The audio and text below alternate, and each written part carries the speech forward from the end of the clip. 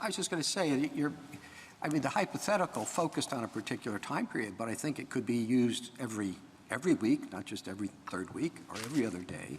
And again, I think that's something with the judgment about that. You said that's going to be made in court.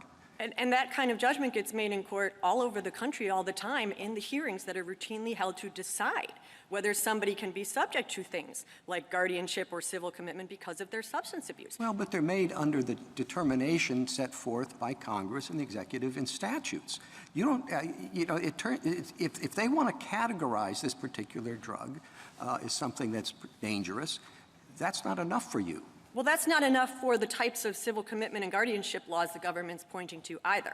It is not enough to just walk into state court and say, this person sometimes uses a controlled substance, and then you say, okay, therefore we will commit them to treatment for substance abuse. There is a process that has been developed in courts that requires all sorts of individualized inquiries into the nature of someone's use and whether it in fact renders them a danger to themselves and others on a regular basis. There's a broad range of determinations like that where we leave the question of its addictive difficulties and the consequences of that to a determination by the legislature with Schedule 1, Schedule 3, and all that. And in each case, you don't go in and get to reweigh the legislative determination. But the point is to get to the types of restrictions the government is pointing to as its analogs.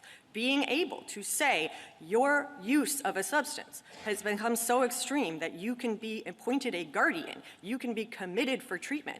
I mean, alcohol was never illegal at those times. So it's not enough that someone's made a determination about the substance. What you had to look at was how the use of that substance was impacting somebody's ability to function in their day-to-day life. This might be a strange question.